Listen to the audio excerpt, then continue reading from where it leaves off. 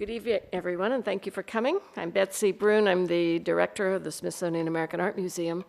It is a wonderful occasion. It's the kickoff of our 2011 Spring Collectors Roundtable Series. I hope everybody got the brochure. We love having you here tonight, and we hope you'll come back on April 26 and May 10 for the other two events in the series. And I just want to say how grateful I am to Thelma and Melvin Lincoln and their foundation for supporting this series. We always enjoy hearing how people came to collect and what they enjoy collecting. If everyone could turn your cell phones and Blackberries and iPhones off, just muting them doesn't quite do the trick. There's interference that gets in with our sound system, and we would appreciate it if they'd go all the way to off.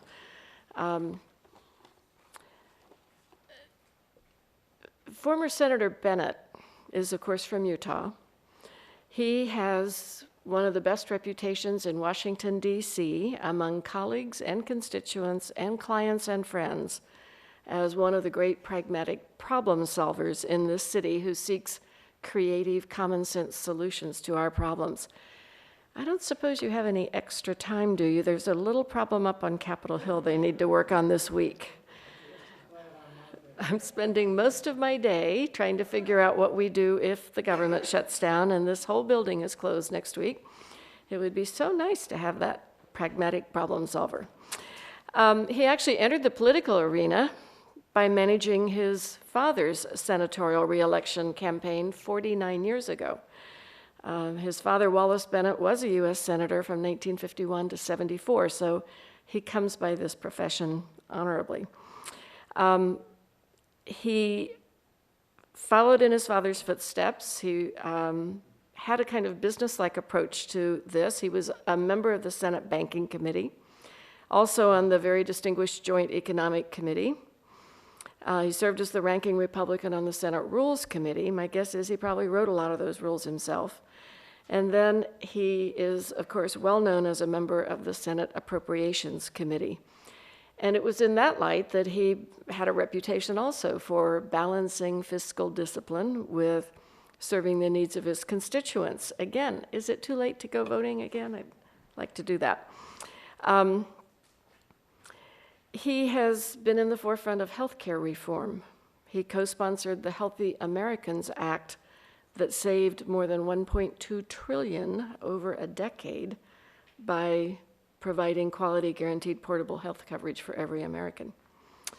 He is a longtime friend of the arts, and I think has always been one of the most staunch supporters of the arts and all the legislation that ever comes before the Congress. He was always there to help advocate for the artists. And it was, I'm forgetting exactly when I found out that you were also a collector. I just remember about 15 years ago, we had Senator Bennett come to the museum. It was before renovation. There was a tiny little hall. We invited our staff to come, and he talked to us about how art came to Utah. And I recall it was a very, very personal story. So I'm hoping we get to hear it again tonight. I'm sort of moved to say, as I've traveled around America a lot in my job, one of the great benefits of the position that I have, I'm enormously struck by the profound penetration of the arts across this country and how different it is in every place I go, conditioned as it always is by the landscape, by the artists who have been resident there, and by the collectors and advocates that they have found. It is a special treat to get to hear tonight about a story of how all that happened west of the Mississippi, and especially in Utah. And I want to thank Senator Bennett for being with us. Thank you. Okay. All right. I'm delighted to have the opportunity to be here tonight. I asked what this was all about, and they said, well, we are asking for novice collectors and museum directors and obsessive collectors and so on, and I say I qualify absolutely as the most novice of all the novice collectors. And no, there is no pattern. to what I have collected, or we have collected, because I have to include my wife and my family in this. But there is a pattern that I will get to when I get into the slide presentation. Let me start out by telling you a story about the Bennett family and the Bennett business long before my father became a senator. And you'll say, what does any of that have to do with art? But I think I can make you understand what it has to do with art and what it has to do with what happened to me. My grandfather started the Bennett Glass and Paint Company. We made glass and we made paint and we bought glass and sold it into the Intermountain area. And when my grandfather passed away, my father took over the business. Now, in those days, this is back in the 30s, when you went into a paint store, they had red paint and blue paint and green paint and whatever. And if you wanted a color other than the 8 or 9 basic colors that they had in paint, you had to buy colors that you would mix yourself and try to get another color that was the color that you wanted. How many of you, I see a few gray hairs out there, how many of you remember the movie Mr. Blanding's Dream House? You remember the scene where she is describing to the painter what color she wants? And very painstakingly, and after she leaves the room, he says, blue, green, and white. And that's it. Master painters in those days would tout their ability to pour 1 gallon of paint into a pail, and then another part a gallon of paint, and then stir it, then look at it and pour, and all of the rest of that. And that's how you got the color. And once he put it on the wall, there was no way you could ever get that color again. All right, what does that have to do with anything? My father was in the paint business, and on a trip to New York, he came across the Ostwald color world. I don't know that anybody knows anything about the Ostwald color world today, or even who Ostwald was. I probably should have researched him so that I could be properly scholarly while I was here. The closest I could get to being professorial was to put on a bow tie instead of a four in hand so that I would look a little bit like a professor. The Ostwald color world fascinated my father because he was in the paint business, and out of it came what was very important to the Bennett Glass and Paint Company and transformed the world of paint, and has something to do with all of you if you've ever gone into a paint store. Here's how the Ostwald color world worked. Imagine a globe, okay? And there, around the globe, there is the equator. Okay, let's start out with 3 points on the equator, equidistant from each other. And one is painted red, the other is painted yellow, and the third is painted blue. Now, we all know that if you mix red and yellow, you get orange. So we add more points between those 3 points. Between red and blue, we add another point that is orange, and purple and green. So now you have 6 points on the color wheel. That is the equator of this world. And you keep adding points as you mix the colors, and this was Ostwald's way of classifying color. And it went around the equator with pure color, and the shades that you get, shade is the wrong word, the changes in hue that you get as you move from red towards yellow, and you have a little classification for each one. And Ostwald had worked it out as to what those colors really were. Now, I learned in high school that white, in physics, white is the presence of all colors. And you put white light through a prism and you get the colors that are in the rainbow. Pigment is exactly the reverse. White is the absence of all colors. And in pigment, The colors are dependent upon what plants you grind up and mix with oil and do whatever you do to get pigment, to get paint. Dad was in the paint business, so naturally he paid attention to this. And you have the equator around this world. Now, as you move up from the equator to the North Pole, let's take red now, and you have pure red at that point on the equator. And as you move up towards white at the top of the Ostwald color world, where it is white, no color, it becomes pink. It becomes less and less red and more of a blend between red and white, and you see the shades as it moves up. Also, if you move down below the equator towards the South Pole, the red gets darker and darker and as it moves towards black. So here in the Ostwald colored world, my memory says there were 48 colors around the equator. But you had an almost infinite number of colors going from solid red up to an off-white that had just the tiniest red tinge to it, that looked very much like the off-white that had just a tiny blue tinge to it. They all begin to blend towards white as they get to the top, and they all begin to blend towards black as they get to the bottom.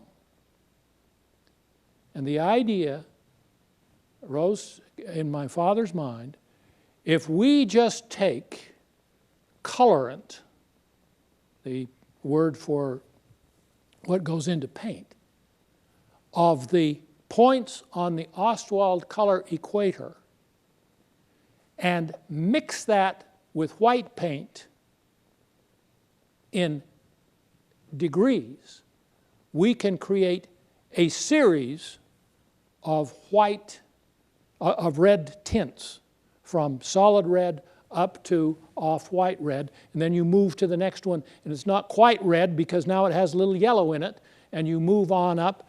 And are you seeing the paint chips that you now see when you walk into Home Depot or Lowe's, where they'll show you a paint chip that has a color at the bottom and then a whole series of variations of that color? And you can do the same thing going down. You can take a color and increase the intensity of that color as it moves down towards black. And out of that came, we called it colorizer paints. And colorizer paints, you did the math, and from just a relatively few number of tubes, we put the paint, I say we, my father, the company, put the paint in toothpaste tubes. But they didn't have the little end that you have to squeeze it out. You just cut the crimped end off the bottom and squeezed the whole tube out. Eventually it went into plastic, and now it's in machines. So you walk into to Home Depot and you buy a can of white paint, and then you put it under the machine and you tell the computer what color you want by what quantity of the different colorants you want squeezed into that can of white paint. And you walk home with the exact color that's on this strip of paint chips. And if you need to touch it up, you can go back and get exactly the same color again and again and again. And that was my father's vision. And the Bennett Glass and Paint Company became the first company to produce colorant in that fashion. We created colorizer paints. We had the paint chips. We came up with 1,322 different colors are waiting for you. I'm not going to sing the jingle. It goes, use colorizer paints, 1,322 different colors are waiting for you, use colorizer paints. I was a young man while all of that was going on in the family business. The Bennett Glass and Paint Company doesn't exist anymore. Home Depot ruined it along with other people. I mean, that happens to pioneers in the things they do, but I take pride in the fact that it was my father that made the modern paint business possible for all of the others, because before that, before colorizer and Dad discovering the Ostwald color wheel, you were back in the old days when you depended on the painter, like Mr. Blandings built his dream house, to pour the paint out and make the decision and so on. And now it's all been regularized. During my summer vacations, I worked in the paint factory making colorizer. And in order to produce a batch of colorizer that goes into all those little tubes I was talking about, you have to have a good color eye. And not everybody can do it. And it so happened I had a pretty good color eye, so that when they were doing the final testing and calibrating to make sure they had exactly the right pigment in that batch of red or yellow or blue or green or whatever it was, that it was indeed at the exact standard of every batch before it, so that it would produce the uniformity that I've been talking about. And that probably was the beginning of my interest in color and the excitement of color in pigment, in paint, as opposed to color in physics and that kind of thing, and recognizing that paint is exactly the opposite of color in light. As I say, color in light, white is the presence of all color. In paint, white is the absence of all color, and it depends on how things are mixed. So I give you that background as a demonstration of my beginning in this, and you will see as I go on in my presentation how this comes along. Here is the collector's warning and curse. You don't own the painting owns you. And I want to get that out up front as well, because you have a relationship with the painting. It owns you. It takes hold of you. It becomes part of you. Like King Solomon and King David, the nice thing is you can have a number of these relationships, and they do not get jealous of each other. And if you break up with the painting, it doesn't file for divorce, it doesn't hire a lawyer, you can get rid of it. And frankly, if you do not have this relationship with the painting, you should. Don't collect something because someone else tells you this is a good painting and you will really enjoy it. There were some paintings I bought early on, which we hung in my home in Arlington, Virginia, in Roslyn. We're in Roslyn now. We were out in Arlington earlier in our married life. I really liked, and I hung them in the living room. They were abstracts because I liked the color. My mother-in-law was convinced they were communist-inspired. All abstracts came from Picasso, and he was a communist, and she was horrified that I would hang those terrible things in my house. And she said to my wife, when I was not present, but my wife and I are close enough that she repeated it to me, she said, I can hear them screaming at me even up here, when she was upstairs in a bedroom. She hated them. Well, as it turned out, after a year of my relationship with the paintings, they no longer owned me. They weren't telling me anything new. I wasn't getting anything out of looking at them again, and I parted with them. One of them has subsequently shown up in the home of one of my very close friends. And as I go to his home, it's like seeing an old girlfriend and being glad I didn't marry her. I'm just as glad. He loves the painting owns him. That's the way it is. This is what you should remember when you're deciding to be a collector. If you do not have this kind of a relationship with the painting after a while, feel free to just move it along and get to something that does own you and does speak to you forever. Now, this is a tapestry.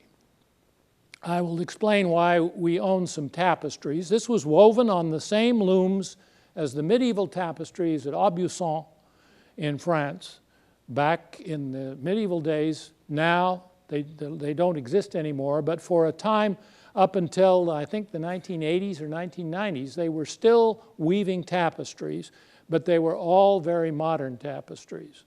And when I saw this tapestry, it's square. You don't see it there because of the way the photograph is. Can you understand why I had to buy it? Those are paint chips. Those are the colors of the Ostwald world put down in a pattern, and you're below the equator some places, you're above the equator some places, and you've got the pure paint some places, and they blend into each other. This hung in our home in Salt Lake City before I was elected to the Senate. We sold that home. It came to Washington with us. This hung in my Washington office as a senator in the conference room. And now it's going to hang in my Salt Lake office when I open it as soon as the building out of the space is there. It still talks to me after 30, 40 years. I still get a kick out of the luminous way the color is handled, out of the way the artist has handled it. And this is my tribute to the past that I've spent so much time telling you about with respect to my respect for color. All right, now let's get to what is advertised in your program, which is a conversation of Utah art. When the Mormon pioneers got to Utah in 1847, the first group came in 1847, their primary focus was on their religion and survival. And their religion was firm, their survival was not. So they did not have that much time to focus on anything else for a few decades. But when they were well enough established that they knew they were not going to starve, and they were not going to be driven out of this home the way they had been driven out of others, the reason they went to the Rocky Mountains was to get away from the persecution that had dogged their footsteps elsewhere. They picked Salt Lake Valley because nobody else wanted it. And they said, if we settle here, nobody will try to take our home away from us. But the time came that Brigham Young, the leader of the Mormons, said, all right, we're settled, we're here, now we need to start thinking about some other things. We're building a temple, and we want the temple to be properly decorated and properly of the highest quality. And frankly, among the pioneers who came across the plains, we don't have any artists. And we should have some. Now, the thing they do to you in the Mormon church, this is going to be as much an explanation of Mormon history as art history. They call you on missions. And you think of a mission being someone going out to preach the gospel, but Brigham Young could be very creative, and he called some budding young artists on a mission. And their mission was to go to France and learn how to paint. Go to France and study under the finest French people they could find. And one of the Mormon art missionaries was named Edwin Evans, and this is an Edwin Evans painting. It says Evans 95 down here, and that 95 is 1895, not 1995. An unkind critic of Edwin Evans' work looked at this painting and said, his teacher must have helped him a lot with that one, because that one's probably his best. My grandfather bought this painting, gave it to my grandmother, and this is the original frame, and on the back is the original price tag, which I have left there, $500. In 1895, $500 was 6 months' salary for a middle-class family. So grandfather invested quite a lot in this. It stayed, obviously, in his home till he died, and then in the breakup of his estate, it ended up with my mother. So my mother had it in her home for her lifetime. And the museum in Utah that handles most of Utah art made a very, very strong pitch for Mother to leave it to them when she died. They said it's one of the finest examples of pioneer painting that we have. Fortunately, she didn't. And when Mother died and the 5 children gathered to deal with her estate, my brothers and sisters said, well, what do we do with The Harvest? That's the name of the painting. And they said, let's let Bob have it because he has someplace to display it. It hung in my Senate office for the entire 18 years I was in the Senate, and now it hangs in my home in Salt Lake City. Edwin Evans went on to do painting in the Salt Lake Temple and to be a celebrated painter in Utah. I think this is probably among his best. I assume it's a scene in France, but I have people who look at it and say, no, there are wheat fields that big in Utah, or there were. I don't think so. I don't think there was ever a tree that tall in Utah. They don't grow that big. It's too dry. All right, now, there was one painter who did not go to France, and as luck would have it, became recognized as the best painter of the pioneer painters. And his name was H.L.A. Culmer. If you go to the governor's office in the state of Utah today, you'll find several magnificent, monumental Culmers hanging. The state acquired them.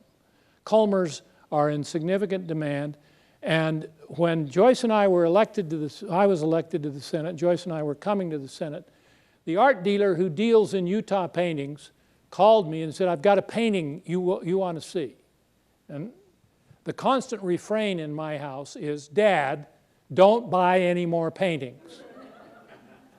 But I went down, we decided to go see this. This is a Culmer. And the thing that struck me about it, this, for those of you who know anything about Utah geology, this is Mount Olympus, a mountain that dominates the scene over the Salt Lake Valley. You saw it a lot on television in the 2002 Olympics.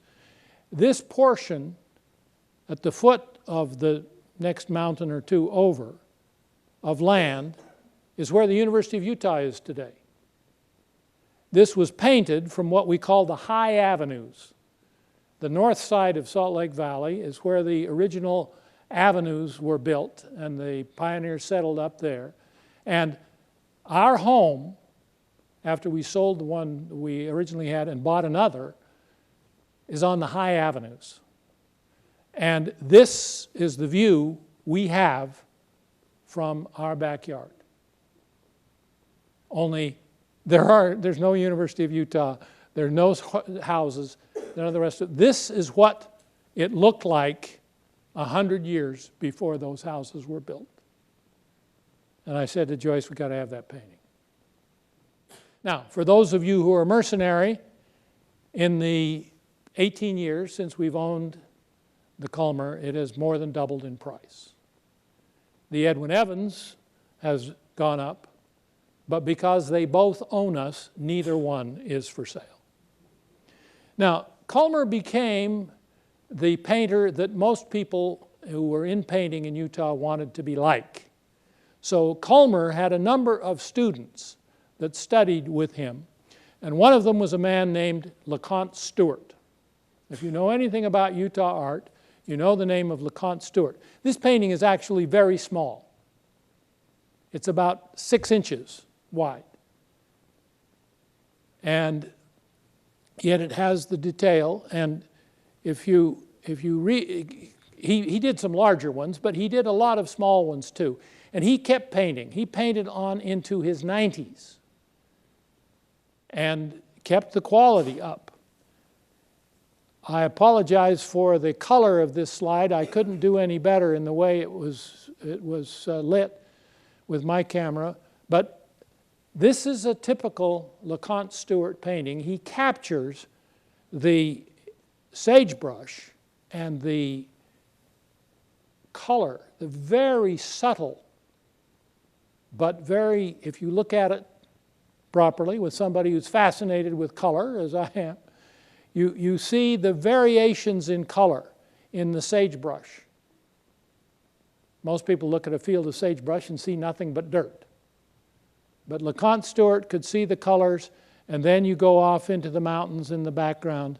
And LeConte Stewart was an iconic painter that had a number of students and a number of followers. Here's another LeConte Stewart, very small. That's about 7 inches wide. So it's a little less clear in its detail. But you notice there are no people in LeConte Stewart's paintings. He was a landscape artist who was fascinated with the wide open spaces, empty spaces of Utah, the occasional lush greens that come in the summertime, but he spent a lot of time in the sagebrush as well. All right, this is one of LeConte Stewart's students, A.B. Wright. And you see it has some of the same flavor, but it's a different artist who has done different things. And he has different kinds of colors here. He's his own man and has done his own thing. We inherited all of these paintings from my wife's family. I haven't gotten to any of my acquisitions yet, except for the Culmer. We are inheriting, we are a collector by inheritance. We're inheriting these paintings from Joyce's family, and of course the harvest of Edwin Evans from my family. This is a watercolor by an artist named Joseph Everett, and there's a fun story behind this one. My grandfather, again my mother's father, the one who bought the Edwin Evans, was interested in art. Now, he was the president of the European mission of the Mormon Church, which meant he presided over all of the missionaries who were working in Europe in the early 1900s. I think it was 1905, something of that kind. And missionaries in those days didn't, well, I was about to say they didn't work as hard as they do now. That's not true. But they did have a little more spare time in those days than they do now. And this one young missionary, Joseph Everett, painted in his spare time. And my grandfather became aware of this, saw his paintings. And when the time came for this young man to go home, grandfather said to him, "Elder Everett, what are you going to do when you go home?" And he said, "I am going to go back to my job at the Union Pacific Railroad, where I am a draftsman." And grandfather said, "No, you should paint." And he said, "Oh, I can't make a living painting." Grandfather said, "How much will the Union Pacific Railroad pay you?" And he said, $25 a week. Grandfather said, "All right." My grandfather was a great businessman. He made, as my mother said, he made and lost fortunes, plural. He was always going up and down and so on. That meant he was a good negotiator. And he said, "All right, I will pay you $25 a week, and you paint. When the time comes that you can sell enough paintings to cover the $25 a week, let me know, and then I will stop the subsidy. But everything you can't sell belongs to me." All right, grandfather had close to 30 grandchildren, which meant every one of us got an Everett. He had a great stock of Everetts. He used to give them away as Christmas presents. He loved to do that. He loved, two things he would give as Christmas presents were paintings and books. I've got a bunch of books autographed by my grandfather, and this painting. It's watercolor, and Everett did go on to become a very popular painter and a very prosperous painter, as his watercolors were very popular. I don't know how he would do in today's market, whether people like watercolors or not. But this is my Everett, the first piece of art I ever owned by myself. And once again, I inherited it. I was a teenager when they gave me the Everett. All right. Quick story about the two paintings that now flank the big one, both of them also Everett watercolors. My family moved into a new house, and in the living room of that house, there was a monumental kind of fireplace piece. And Everett, friend of the family, came and looked at this and said to my mother, "Frances, what would really make that fireplace look nice would be one of my small paintings on either side in this little niche area. Here it is. And it would really look nice." And Mother said, "Yes, it would, but I can't afford two of your paintings."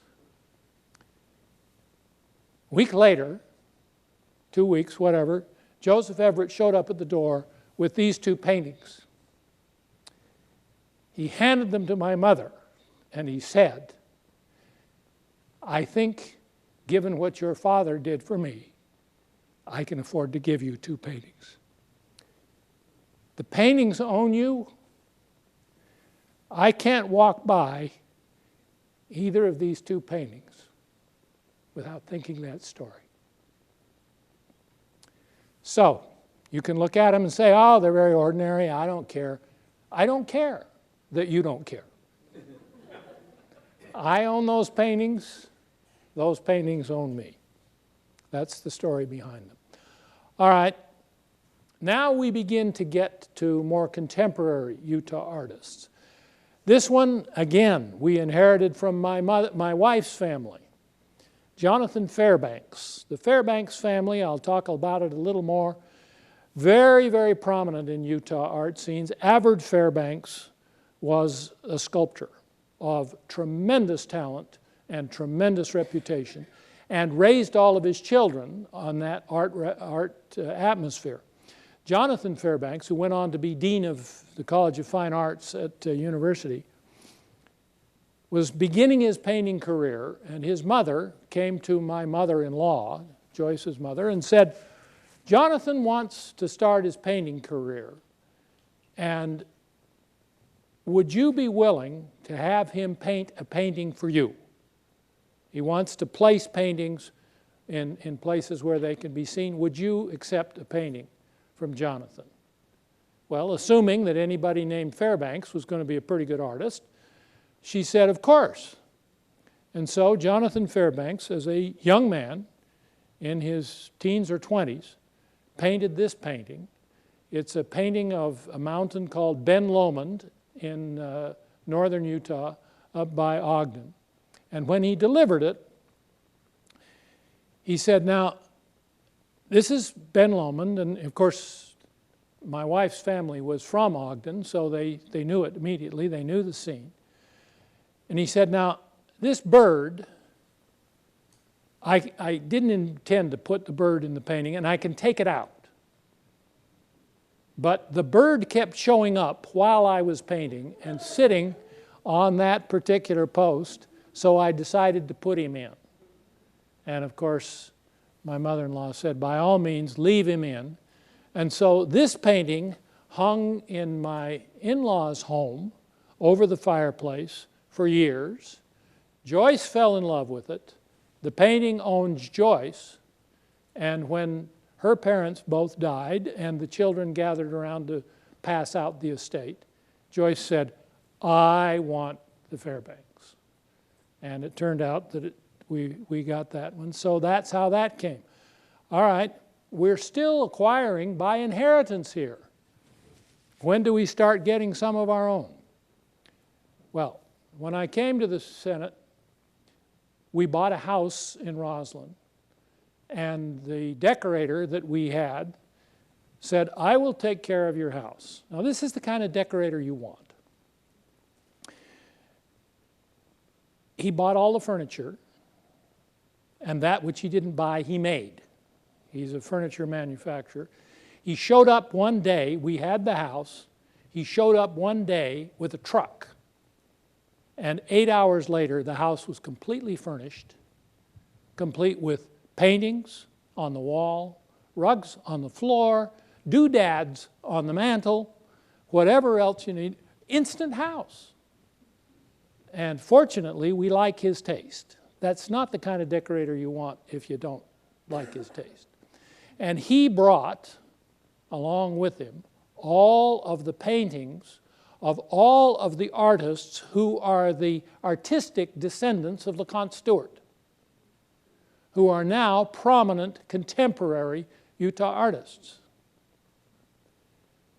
And this was one of them. Completely different from the bleak summer landscape of LeConte Stewart with the sagebrush. There is a vibrancy in that water flowing. We think it's the Provo River.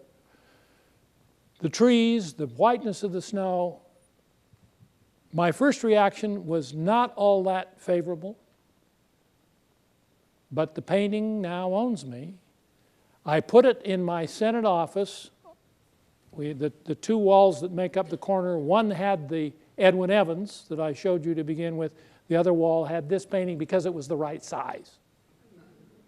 And as I sat at my desk and looked at it over a period of years, okay, you can join the family.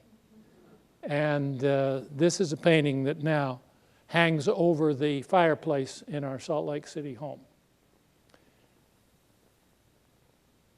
Perhaps the most prolific and best known of the contemporary descendants of LeConte Stewart is Valois Eaton. And in our house in Roslyn, we have the Culmer on one wall, the fireplace with the Fairbanks hanging over the fireplace, and then on the other wall, we have this group of Valois Eatons. And I brought along one of them. I brought along the little one over there is a Valois Eaton. If you want to come up afterwards and look at the brush strokes and see his technique. Wonderful, wonderful artist. And unlike LeConte Stewart, he puts people in his paintings. He lives in rural Utah, and these scenes are all the kinds of things you would see in a rural community. This center painting, with the two walking down this unpaved road, is called Coming Home from School. And in a rural setting, that would be nice. Now, my wife is a musician. She plays the flute, she teaches flute. She teaches at the Levine School, and she also has some students that come to a studio that we maintain in the basement of our house in Roslyn. And she was telling her students and their parents who admire this, there's the woman at the mailbox, and the kids playing in the river, that's what that painting over there is, that this one is coming home from school. And her students said, it can't be. They don't have backpacks on, so they have not been to school. Just as a quick aside, you notice the Lladró here. We collect Lladró as we go around the world as well, particularly every time we go to Spain. And we picked that one up. I won't go into that tonight because that's not what we're talking about. But that's the display that's on our wall. And again, it still talks to me. It still has something to say after all of these years. So it's not going to go the way of the paintings that screamed at my mother-in-law that ended up talking to me. This is another Valois Eaton. It's a watercolor. And I put it up to show the versatility of the man. I have a niece, and I will describe more about her. She paints, and she says, you have to decide one or the other. You have to either do oils or watercolors because they're completely backwards. For example, if you want white in watercolor, you leave the sheet blank. If you want white in oils, you have to cover it up with white paint. And just getting your head around that difference, she said, I've given up oils because I'm focused on watercolors. But Valois Eaton does both. And this is one of his watercolors. And again, you see the Utah background of the mountains. You can't go anywhere in Utah without having mountains in the background. The Utah scenery, but you have the two young men and the cow out in rural Utah with the snow and the irrigation ditch. That's how you water your crops. It doesn't rain enough to grow anything in Utah, so we store all the water when the snow melts in reservoirs, and then it goes in irrigation ditches. In the old days, now there are pipes and canals and so on. But this is very much a rural Utah scene. Now, to show you, and again, this slide doesn't do this painting justice at all, that not all Utah artists stay with landscapes. This is a painting that hung in my office in the Senate. Now it hangs over the fireplace in our Salt Lake house, and it's just marvelous. I'm sorry that you can't tell the brush strokes and so on of the feathers. It's a marvelous Utah painter. This is the same painter. His name is Murray. Landscape again. I find this perhaps the 100-year evolution from the harvest that we saw with Edwin Evans. Only this time, instead of wheat, it's pumpkins. And a landscape, Utah, there are the mountains. To have a landscape where the dominant color is orange is something, once again, that fascinates me with my interest in color, looking at color everywhere it might be. And finally, another contemporary Utah painter, again, an interesting use of color that you wouldn't normally expect to see in a landscape and that you probably would not see back in the days of LeConte Stewart and A.B. Wright. Finally, this is a quilt.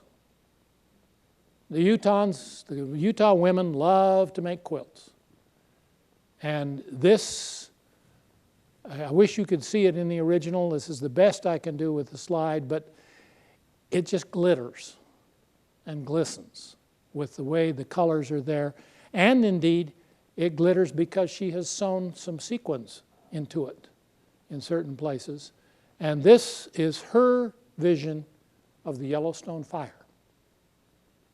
And once I tell people that, they know exactly there are the branches on fire and the reflections and all of the rest of that. A Utah quilter who has done this quilt. This hung in my Senate office over the couch and now hangs in our house in Salt Lake City. So those are the Utah art. That's a sample of the Utah art we own. By no means exhaustive, but I think I picked out the best pieces. We got it, as I said, by inheritance and then introduced to the contemporary Utah painters by the decorator who took care of our house when we became a senator. Now, this is not Utah art, but this is Avard Fairbanks. I talked about Avard Fairbanks, the sculptor. He has the distinction of having more of his sculptures in the U.S. Capitol than any other sculptor. He has a George Washington. This is, oh, my memory is going. Anyway, it's in the Statuary Hall. And Marcus Whitman is there as well. And then he has Abraham Lincoln. He has done 4 Lincolns, and they are at different times in Lincoln's life. And this Lincoln is Lincoln the legislator. Lincoln as a young man in the Illinois State Legislature. And it's a view of Lincoln that you don't often see. Superb sculpture. He grew up with my parents. They went to high school together. They knew each other well. Another story out of the Bennett family album of reminiscences. My father, before he came to the Senate, was the president of the National Association of Manufacturers. And in those days, the president of the NAM would spend a year traveling around the country giving speeches. And at the end of the year, it was an unpaid position. He was kind of a figurehead because the organization was run by an executive director, full-time executive. But they had an elected president from among the members, and that's what he did, was go around the country giving speeches. At the end of the year, they presented him with a silver tray. My mother, who is not known for her tact, well, no, that's not true. Mother could be very tactful. Let us say Mother was very frank. Said, I don't want a silver tray. I've got a silver tray, and I don't want another one. And my father said, now, Frances, you just be polite and say thank you very much and take the silver tray. And she said, I don't want a silver tray. You're getting a trend here as to who wins these arguments. And finally, Dad said, well, what do you want? And she said, we've just bought a new house in Salt Lake. I want a garden piece by Avard Fairbanks to put in our garden. How much does a silver tray cost? I said, you don't ask that question. How much does a silver tray cost? It costs $1,000. Let's see if Avard will do a commissioned piece of art for $1,000. Mother won. It's called sago lily. The sago lily is the Utah state flower because the pioneers ate it to survive. A Navajo maiden holding up a sago lily. And it was in my parents' house. They never put it out in the garden. They decided it was too pretty. And once again, when my parents died, my brothers and sisters allowed me to get it. It's in our house in Roslyn now. By coincidence, we purchased the house that Mother and Dad built. And when we finally close up our house in Roslyn and go back to that house in Salt Lake, the Indian maiden, Navajo maiden with the sago lily will go with us. An original Avard Fairbanks done just for the Bennett family. How could you not let that own you and hang on to that forever? All right, these are the descendants of Avard Fairbanks, intellectually and artistically. An artist, sculptor in Utah, well known by the name of Dennis Smith. This one's in our house in Roslyn, a mother holding a child. But these two are the ones that I get the biggest kick out of. They're both about 8 inches long. So they sit together on one end, on the two ends of a bookcase, with the young man reading his book and the young woman reading her book, and they're telling you what the bookcase is for. All right, now I take you, oh my goodness, I need to hurry a lot faster. I take you to the most significant event in my collecting life, the formation of the Collectors Investment Fund. And I will cut to the chase on this. With a few others, we decided to create a mutual fund, only instead of stocks, we would buy paintings. And we would say to the people who would invest in the mutual fund, you can go through the portfolio that we will acquire and pick out paintings that you want to hang in your home.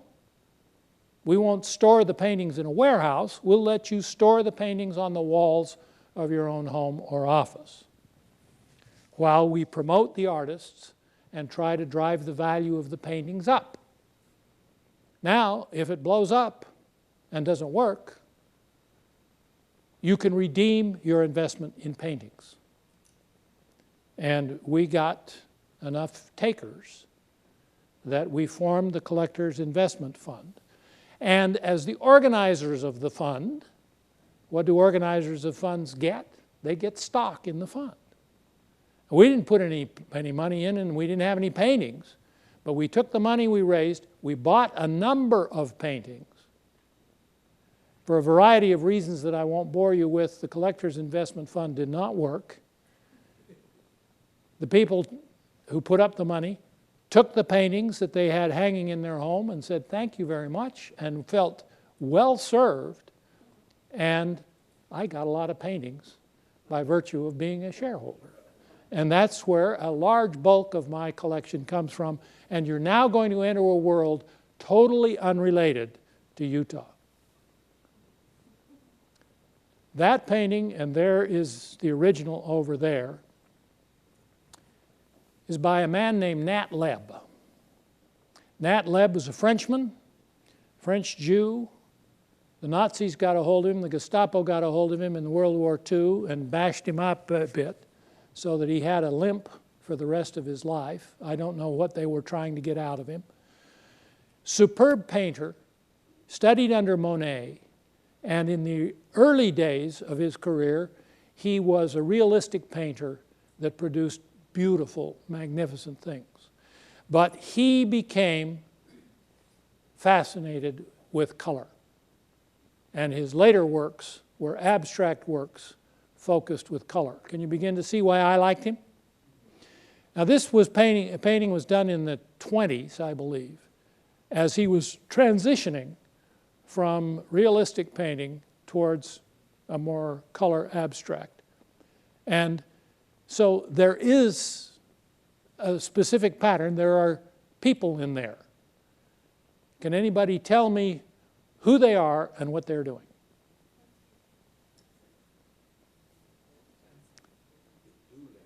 Okay, they are dueling. That's a sword fight.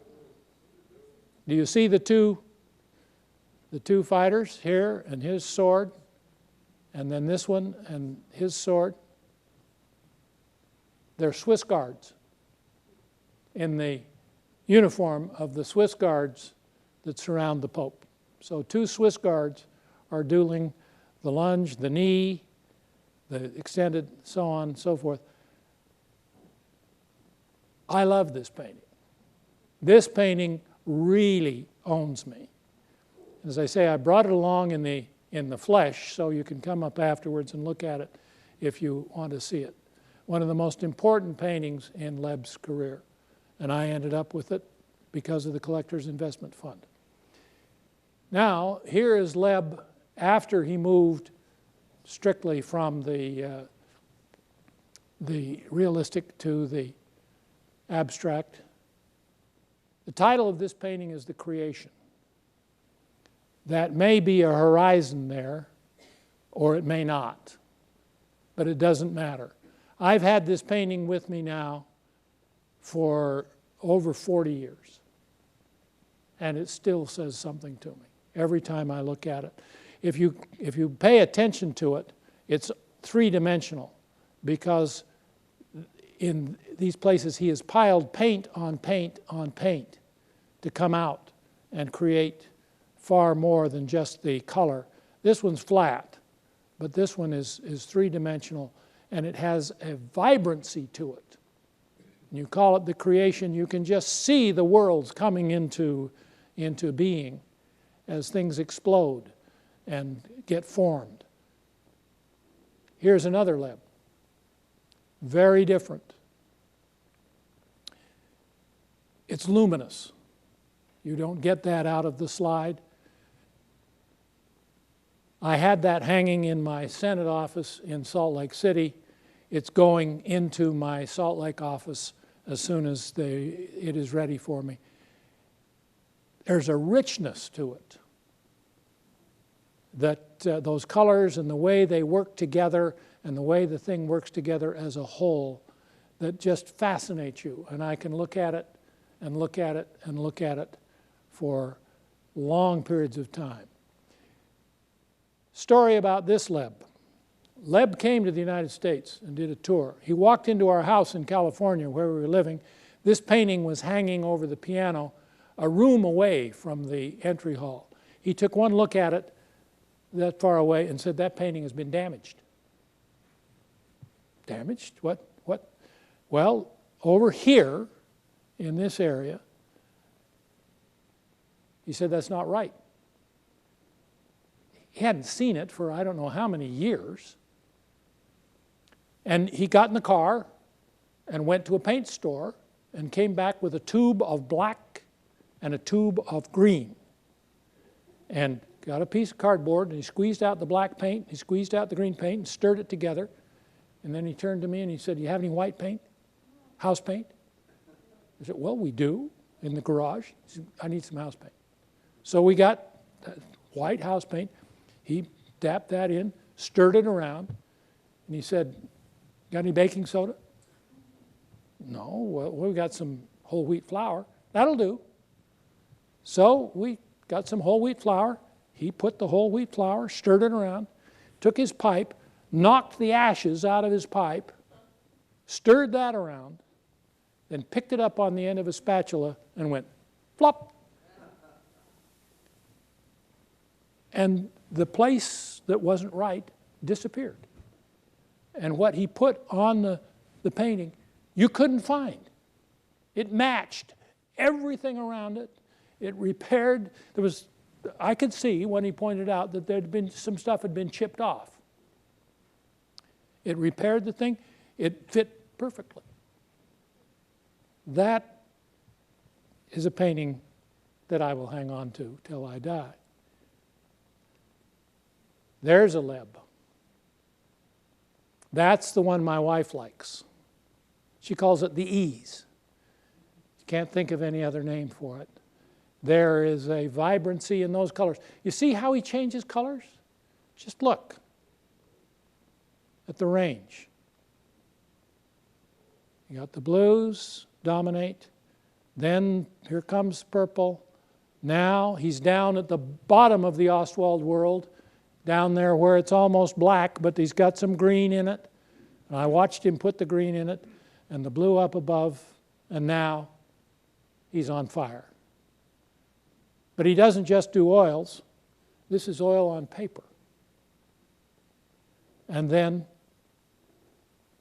another oil on paper that is so light and so subtle that you almost think there's nothing there until you spend a little time looking at it. I bought this, frankly, solely because it was a Leb. It came on the market, and I thought, oh, geez, that's not the Leb I know. You know, this is the Leb I know. But okay, if it's a Leb, I'll buy it. It hangs in my office here in Washington that I've opened since I left the Senate, across the room from me, and subtly and quietly calms me every day. The painting owns you. All right, other things Leb has done. This is a this is a print. And here are 4 prints, the 4 seasons. It's spring, summer. No, I'm sorry. This is fall. Yeah, spring, summer, fall, winter. And he's got a tree going in different directions each time, so there's a little representation here. But he gets the 4 seasons and takes you through that. I could spend the whole time just about on Leb. In the Collector's Investment Fund, and I brought this painting as well so you can see it because it's going into the pointillist direction, we bought the entire estate of William Henry Clapp, a California impressionist. And we thought that's the way to get something that will appreciate really fast. Because if you can buy the estate, you have a monopoly on Clapps. And California impressionists were just becoming valuable, and we thought if we own all of those, we can make some money. And of all of the pieces that were in the Collector's Investment Fund, the claps have appreciated the most. That clap that is over there at the other end of the platform here was probably worth about $1,500 to $2,500, somewhere in that category when we acquired it. And today it's somewhere between $30,000 and $40,000. So I have half a dozen claps. Here's another one, a little larger. He painted only in California. He was a Canadian. He, as I say, almost a pointillist. You'll see his brushwork and the things he does. Matthew Matago. I apologize for the reflections that are there. This is a print, and it's behind a piece of glass, and it hangs in my studio office in my house in Salt Lake, and there was no way I could get the blinds to not reflect in the glass. But you've captured the piece there. Matago was primarily a tapestry artist, and yet he would do these geometric designs for more normal kinds of art, and I love that. It's clean, it's sharp, it's modern, it's exciting. And as I say, I hang it over my desk in my home office. Now here is a Matago tapestry. And I acquired all of Matago's tapestries just before he died. The artist kept back some tapestries, didn't sell them, for his own collection and his own use. And as Matago was old and dying, he said, I need some money, and I will sell all of my personal collection of tapestries for a single sum. And I said, I can't pass that up. So I bought them all. And back to my theme here, there are some of them that don't talk to me. So I have given them away and taken the tax write-off. I have divorced them. And again, they go very peacefully and very quietly. But this one is probably going to hang in the reception room of my office in Salt Lake. All right, now, commissioned art. I talked about my niece who paints, who talked about the difference between watercolor and oils. This is the Washington, D.C. Temple that you see as you drive on the Beltway, and entitled Temple by the Trees. And she did this one as a younger woman. She has 6 children, and she stopped painting for a while as she raised her children.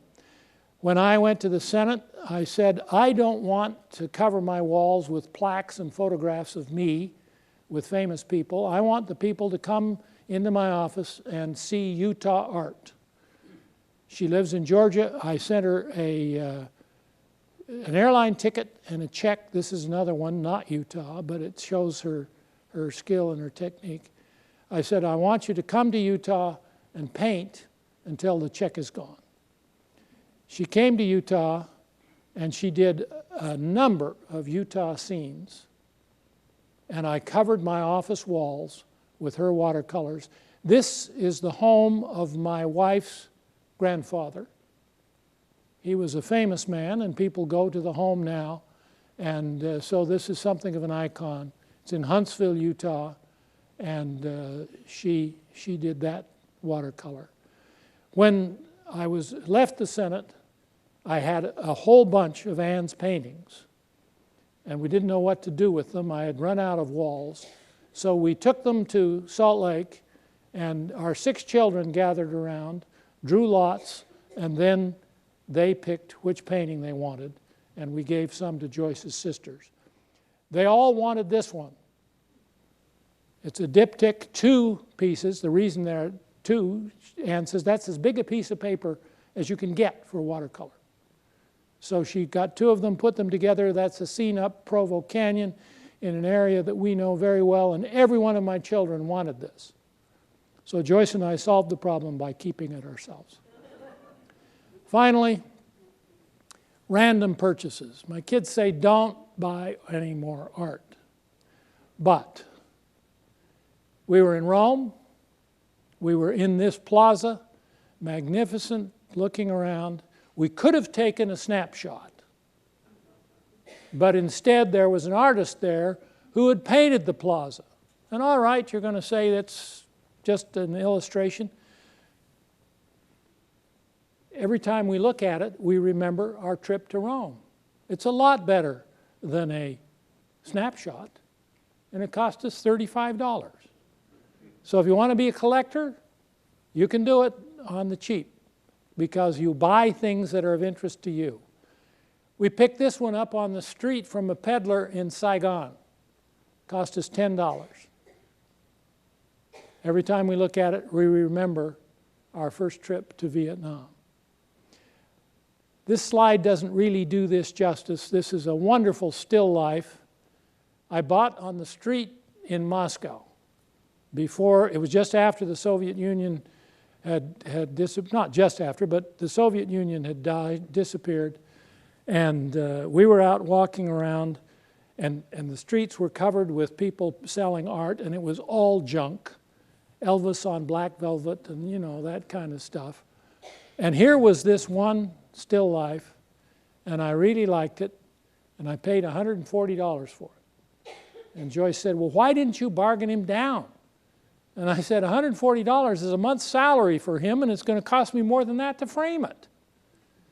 And it hung in my Senate office and now hangs in the basement of our Salt Lake house in the recreation room. Now this one. We were in Hanoi in Vietnam, and we said to the embassy, where can we go to a gallery? We'd like to look around just to see some art. No, we're not going to buy anything, but we got an afternoon to kill, and we like to look at art. They said, there's only one gallery we know that's not a ripoff. We went there, gallery, it was a warehouse. The art was stacked on the floor, and you had to flip through to see anything. We saw this one. We decided we liked it. It cost us $400. It's a very large painting. It's almost 5 feet across. It hangs in a place of honor in our family room. The colors are perfect with the rest of the furniture we have in the family room. And people look at it and say, where did you get that magnificent painting? And I say, what do you think it is? Some people say, oh, it's rural Utah. Well, not really. They don't build houses like that in rural Utah. Some say, well, you got it in Europe. I say, no, it's Vietnam. And then the last one. My wife is a flute teacher. I was going through a shopping center in Japan, and there was a large advertising display, and in that was the picture of the dog playing the flute. And I said, gee, I wish I could get that and take it home to Joyce. And our manager of the company I owned in Japan just smiled. And when I went to leave for the airplane, she handed me a tube and said, here's the flute-playing dog. It has no value whatsoever. It is an advertising poster. But it talks to us, and every student who comes into Joyce's studio in our house is confronted with the dog. In its own way, the flute-playing dog owns us as much as the Colmer does. Thank you very much for the opportunity of being with you.